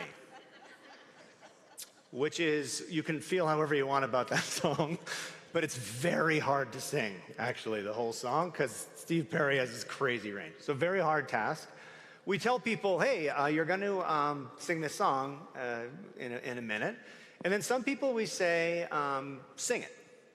Other people we say, hey, why don't you take a minute to try to calm yourself down? And other people we say, why don't you do this ritual? Draw a picture of how you're feeling, sprinkle some salt on it, count to 5 in your head, crumple up the feelings, and throw them away. So 3 groups. Just sing the song, calm yourself down. You know that strategy when you say, just calm down, it's going to be fine, just calm down. And then doing a ritual. And we measured their heart rate. So before they learn they're going to sing, they're fine. When we tell them they're going to sing, their heart rate spikes because they're terrified. Does anything bring it down? Only rituals bring it down. The other ones don't hurt. They just don't help. And the calm down one is really pernicious because we think it works. We think we can say to ourselves, just calm down, it's going to be fine. When we do that, what happens is we can't calm down because that's not how we work. And we're not only now anxious about the thing we have to do, but we're anxious about the fact that we can't calm ourselves down. And then we get anxious about that fact as well, and it can really build on us. And you know saying calm down doesn't work because if you are in a relationship and you've ever told your partner that they should calm down, you probably have seen that that doesn't work out so well either. So don't do calming down. Try something else like this ritual. And then the question was, well, do they sing any better? I mean, it's nice that they feel calmer, but does it actually translate into any better singing? The karaoke machine, and another mean thing, in real time graded your performance.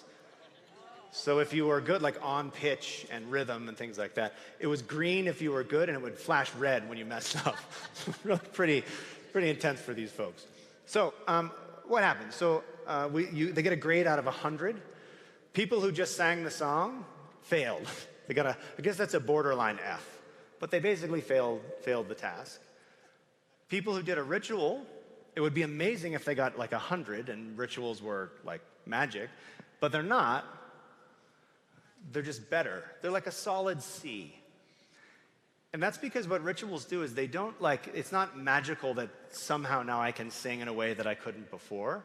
What rituals do for us is they help us get out of our way and perform to our potential. Unfortunately for all of us, our potential is like a C because we're not such great singers, but still we're doing better than, actually some of us are great singers. I wonder if you did a ritual. You said you had jitters and you sang like that. I wonder how you sing without any jitters. A little bit better. They help us. Before meetings, we have people engage in rituals, and they can lead. They feel better about the meeting that they have to lead, and then the meeting, according to them, goes a little bit better because they feel a little bit calmer. It's not just our personal rituals at work. We also see rituals in teams all the time. I mean, sports teams. Every single sports team you've ever been on had some kind of a ritual that was specific to the team. But we do them at work as well. So we survey people and say, hey, what do you do at work? Any kinds of rituals? Some people say no, and some people say yes. Here's one of my favorites. This person said every day, it's like, how specific is this? Thinking about specificity. Every day, my team, 4 members, and I order in lunch from a local restaurant. We cycle 5 restaurants per week with 1 restaurant per day. Since there are 5 of us, each one of us gets to pick a restaurant 1 day per week. I'm Monday, T is Tuesday, D is Wednesday, and so on. We always pay our share of the total of the order. We eat in the conference room, and it's nice because it breaks the monotony by making a regular lunch break exciting. So you could say this person is a control freak with all this organizing, but the end result is it feels a little bit more exciting to be at work and a little bit less monotonous. Some people don't play along. So like this is a person who said, I don't participate, I do my work and go home. But when we ask people questions like this, how meaningful is your job to you? It turns out that people who practice rituals say that their work is more meaningful to them than people who say, I don't do any of that stuff. And we can even have teams create new rituals and show that that actually helps them like each other more and enjoy their work more. These kinds of collective rituals really actually do bind us to other people, make us like them a little bit more, and make us feel like what we're going to do next has meaning. Instead of just what we're going to do next is run out the clock. It's the task that we're going to perform is really important to us. There's a purpose to that task, and we're going to do it as a team.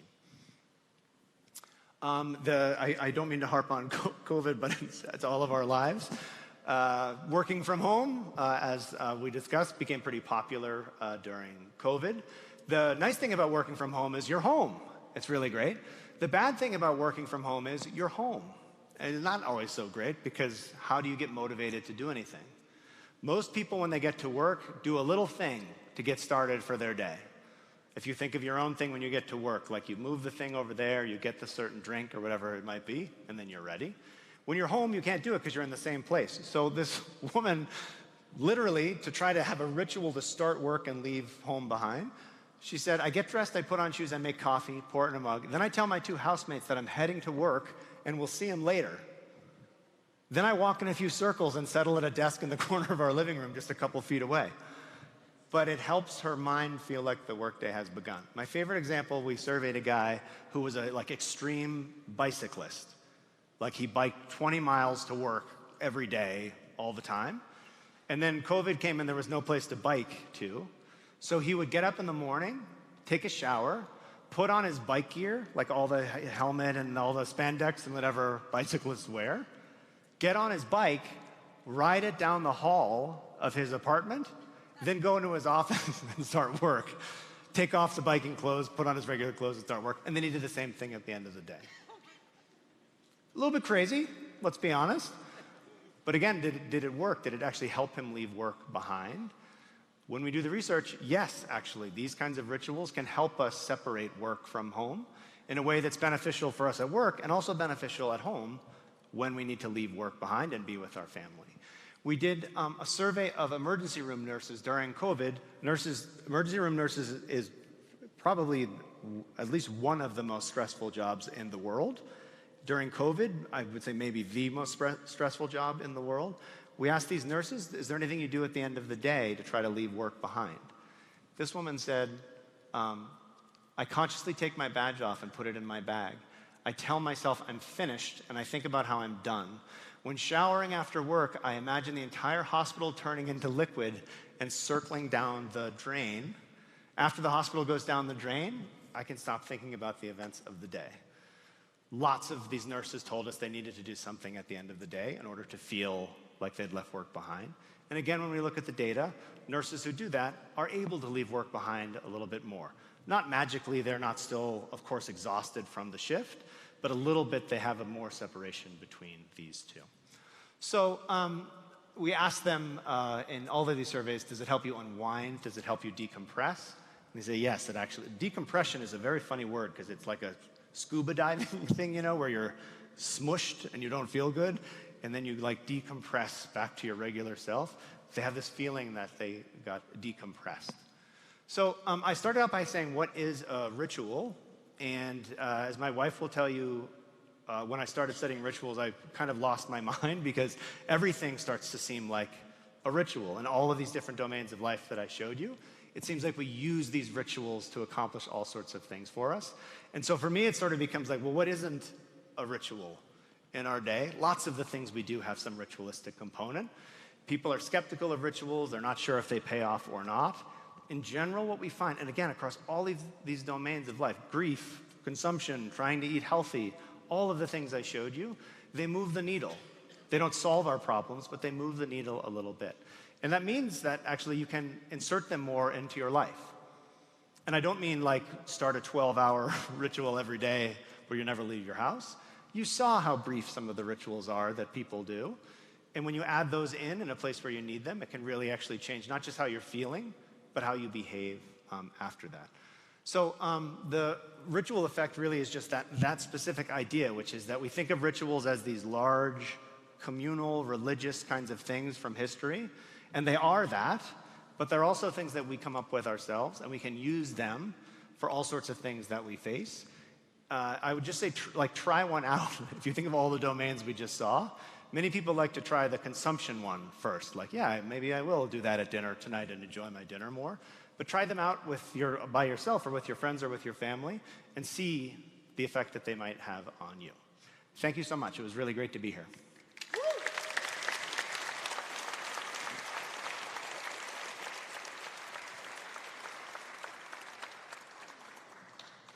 I think we're going to take some questions. Is that? I don't know. Yeah, I think there's mics. So hopefully the mics, if the mics are live, so they are. Okay, I'm going to leave again. But if you guys have questions for Dr. Norton, come on up. One question that I often get is, do I do a lot of rituals now? Like if I lost my mind and every morning I brush my teeth for an hour and a half kind of thing? I don't. But I've added little ones, especially with my daughter. It turns out that kids really remember the rituals from when they were little, like you remember what your parents did when they put you to bed. You can add them if you don't have them, and they're really actually quite sweet and meaningful with your children. But that wasn't a question, that just comes up a lot. Are there any? Thanks for the great presentation on rituals. I'm wondering, everything you talked about today addressed positive and helpful rituals. Does the book go into at all negative or harmful rituals? It's a great question. Thanks for bringing it up. For sure. So most of what I showed you today is they can help us, but in several different ways, rituals can be really harmful. So one is, remember the clapping and stomping thing that you did at the beginning? Sometimes when I do that to start out, the way that I do it is I divide the room in half, and I tell one side sees one screen and the other side sees the other screen, and they can't see each other's screen. And they start out the same, like clap once, stomp once. And you can hear the people on the other side doing it the way you're doing it, and you like them. You do the second step together, the third step together. You're like, those people are really getting it over there. Then what we do is we make the fourth step different. So you hear the other group doing something different from you, and the look on people's faces is disgust. And I mean it. It's like, whoa. And I say, why are you so mad at them? And they say, well, they're doing it wrong. And I say, but I just made it up. You mean you've never done this ritual before in your life? But they say, I don't like it. They're doing it wrong. And that impulse of they're doing it wrong is so much of how rituals actually can be really harmful for us in ways at like a societal level. But even if the first time you went to like a significant other's house, say for Thanksgiving, and you're just horrified by everything that they're doing because they're doing it wrong. They're eating at the wrong time. They have the wrong pie. Everything is wrong about the ritual. It doesn't mean that you're going to break up with your significant other, but again, it's that little separation. No, there's a right way to do it, and you're not doing it the right way, and that can drive us apart. And the other way, of course, that it comes out is in compulsive behavior. So we have done research on obsessive compulsive disorder, and in that condition has many different facets, but one is that the rituals back up on you. So instead of doing a ritual like to get ready to leave for the day, like I showed you, you do a ritual to get ready to leave for the day, but then you keep doing the ritual. You sort of can't cut off the ritual and move on with your day. And that's a place where rituals almost get the better of us, and then we need help to break that cycle again. I'm so glad you raised that, because absolutely it's not that rituals always do great things for us.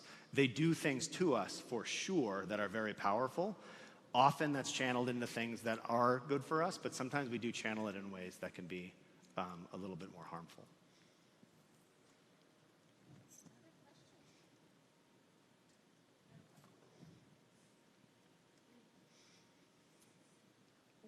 you spoke about the Civil War example and where people wear black and then gray, and it made me wonder about the value of rituals to those people around the person who's doing the ritual for themselves, as far as the importance of what that's messaging. For example, if I saw someone wearing black, I would know at what period of grief they were in, and how I would treat that person might be a little bit different than how I would treat them if they were wearing lavender. Could you speak to that a little bit? Yeah, I love that question. I think one of the functions of clothing rituals or shaving hair was it's for you, but also it's to show other people what happened to you and where you are in that process. And that can be invasive, right? So it may be that I've lost someone and I don't want to wear black because I don't want everyone to know that about me. I want to keep that to myself. And many cultures have decided that we don't do that anymore. You don't see mourning clothing worn for months and months. You might wear it for the day of the service. You might wear it for a short period of time, but then you go back. The nice version of that is that you can be more private about your loss. The bad version is, though, nobody knows. So you could lose the person you're closest with in the world and go to work the next day. Nobody will know. That can be good because you don't want people coming by your office, and bothering you when you're trying to cope. It can be bad, though, because they're going to expect you to do exactly the same things you're always doing, and that's not really where you are as a person. So I think it's sort of like a double-edged sword where it can be great to show, but sometimes people will say, no, I don't want to show. I want to keep it a little bit more private. Great. Oh. Hi, hello. So as you were mentioning all of these rituals, I remember I had a very ritualistic put-to-bed story with my kids. Uh-huh. And I have a 16-year-old now who has a hard time falling asleep. And I didn't put it together until today that he doesn't have a ritual. Ah. So have you found in your research that children who have a ritual and then a lack of ritual, if there's anxiety components or anything that comes negative off of that, have you seen any of that in your study? I love it, because the funny thing about being a parent is it's not that you say, I will craft a ritual to soothe my child. Like, that's not how we approach life. We just do it. But at a certain age, we say, no more. We also don't do it to ourselves. So we say, this is really going to help this person sleep. I don't need that. They need that, not me. And then when they're 9 or however old they are, we say, they never need that again. It worked great, but now they never need it again in their life. Doesn't make any sense why we would just completely stop it. And yes, absolutely. I mean, if you think of like sleep hygiene, there's an article online every day about sleep hygiene and things like that. A lot of that is quite ritualistic, right? You look at your phone for the last time and then you put it in a specific place and you can't look at it again until a certain time. Those are little rituals that you can build in, and we show that they actually do calm your mind when you do them. And the more you do them, the more effective they can get. My daughter is 6, so that's a whole set of problems. The 16-year-old seems like a different set of problems. So getting a 16-year-old to do anything, I could imagine, would be difficult. But I think it might be, maybe if you empower the 16-year-old to craft it themselves, they might go for it. And do it yourself, too, by the way. Yes, having them create their own new rituals. Thank you. Thanks.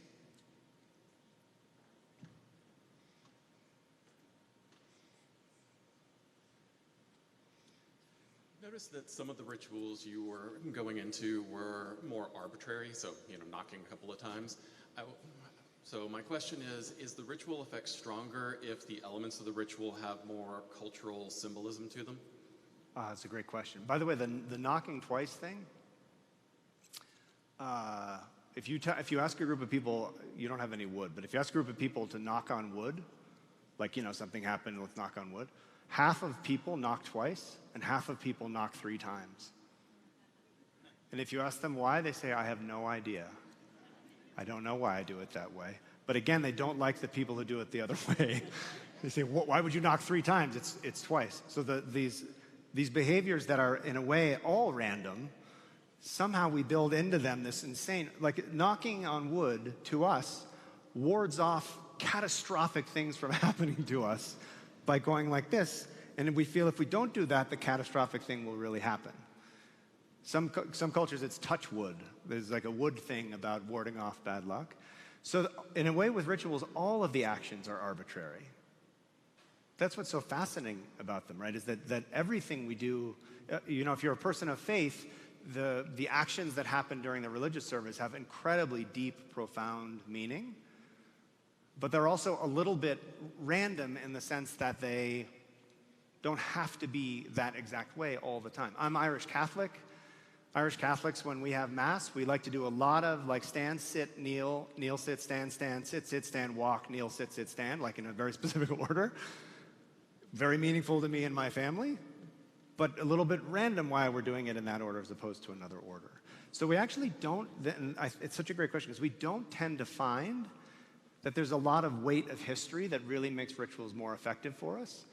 It tends to be anything that we do that has these sort of properties can help us. And as I said, the more we do them, the more they start to build in meaning for us. A lot of people, like if you think of it at work, you have like some boss reads something and they say, we need a new team ritual. And then they make you do the thing. Like, oh, I read about this ritual. Everybody stand up and do it. That's not always working out very well. Or like, let's go on a retreat and do a trust fall. You say, oh my God, I don't want to do that. I hate this person. But when people come up with them themselves, like the crazy lunch one, that can be one that really becomes meaningful. And then continuing to practice it makes it even more meaningful. Which was a shock to me, by the way, that the cultural weight doesn't do as much as we might have thought that it did. We did not expect that. Hi. Hi. So I have a daughter who's autistic, and so we use rituals a lot to help her, especially with changes. Is there a point at which this is actually detrimental to them? As she's grown older, as mentioned before, sleeping was always an issue. We had a very elaborate sleeping routine, and then as she's gotten older, we've shortened it up, and now she's kind of got her own routine that she has. But I do worry that I've taught her that she can't do anything without first creating a ritual. So I'm just wondering if there's a downside to this, to cope with change, to cope with anything, or even to do anything. It's such a great question, because we use them to solve things that we can't solve otherwise. If there were another way to get kids to sleep, we would do it in a heartbeat, but we haven't found anything that gets them to sleep. So we bring these rituals online to try to help them to sleep. It is the case that rituals can back up on us, where we can't stop doing the ritual because it starts to get in the way of doing other things. What you've done, though, actually is what the research says, which is that you might craft the ritual at first, but then you let people freelance, in a sense, and develop their own. And that kind of ritual is often more effective, but also they change a little bit over time. And that change is good because it doesn't lock people into the same behavior for years and years. The tweaks over time actually make it so that it's not quite as disruptive because it's changing a little bit. So I think that what you've done kind of with the changes is the way to go. But it absolutely is the case that sometimes these rituals do interfere with the very thing that we were trying to get them to help with. And then, of course, my wife is a clinical psychologist who treats children with anxiety. Then, of course, we need to go somewhere else to try to find, help, because as parents, we're doing our best, but we certainly don't know all the answers. Thank you so much. Thank you. I think that might be, maybe one last question. Hello, this should be a quick one. Enjoying it so far, thank you. I have an 8-year-old daughter who is just an insanely picky eater, and I wonder if there's any research that would confirm my theory that getting her involved in cooking meals makes her more likely to want to eat the meal. Yes. That was super quick. Yes, the research shows actually that when kids get into it themselves, even if it's still foods they don't love, they feel like they've customized it in a way that makes it better for what they like. And so, yes, they're then more likely to eat the broccoli or whatever it might be. So absolutely, it takes time because you're in a rush, you're trying to make dinner, all this stuff. Absolutely, the involvement can really, really help. Thought so, thank you. Thank you all so much. I really appreciate the questions.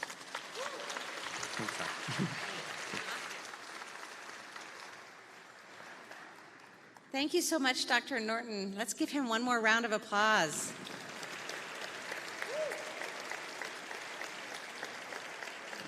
I just love the insight and how it is in all of our aspects of life. So I'm going to challenge you all as you leave today to think not only about, I was thinking about all my own personal rituals in the morning and things. So take note of that, pay attention to that. But I'd also ask you to think about the rituals that you're creating for the teams that you are on. I think that meaning making together is really, really important. So we appreciate your insight. We're so glad that you could join us today. It's a great way to kick off the year. So with that those great remarks, let's enjoy the rest of your day. We will see you tomorrow to welcome our new students. I'm excited for a great, great year. Thank you all so very much for all that you do for Salt Lake Community College and our students. It's going to be a great year, so go Bruins.